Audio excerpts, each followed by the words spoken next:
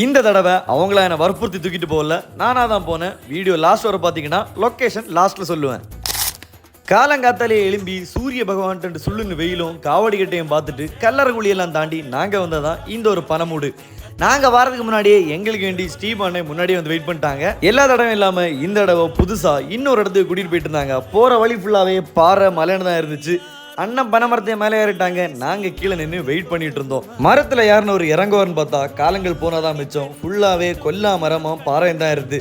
இதுக்கு மேலே வெயிட் பண்ண முடியாதுன்னு அமைதியான ஒரு இடத்துல நாங்களும் அமைதியாக உட்காந்துருந்துட்டு அவரே தான் பார்த்துட்டு இருந்தோம். திடீர்னு பார்த்தா ஒரு சவுண்டு கேட்டுச்சு. தம்பி நான் கீழே இறங்குறேன்னு. சரி ஓகேன்னு நான் ஓடி போய் பார்த்தா நம்ம பெரிய புள்ளிகள் யாருமே அங்கே வரல. எப்படா இந்த பானையில் அக்கானியை தருணுன்னு அவருக்கு பின்னாடியே போயிட்டு இருந்தேன். அக்கானியை ஓப்பன் பண்ணும்போது வாசனையே தனி. திடீர்னு பார்த்தா பைக் எடுத்துட்டு போயிட்டாரு. நாங்களும் ஃபாலோ பண்ணி போனா அங்கே தான் இருக்கு எங்களுக்கு பெரிய ட்விஸ்ட். அவரோட பைக்கு உள்ள என்ட்ரி ஆனதுமே எல்லாருமே அவரை சுத்திட்டாங்க. இன்னைக்கு மொத்தம் 40 லிட்டர் அக்கானி எடுத்துருக்காங்க. அப்படி கூட அக்கானி எல்லாருக்குமே பத்தல. காலையிலே வந்து வெயிட் பண்ண ஒரே காரணத்தால தான் பாவம் பார்த்து எங்களை அக்கானி தந்தாங்க.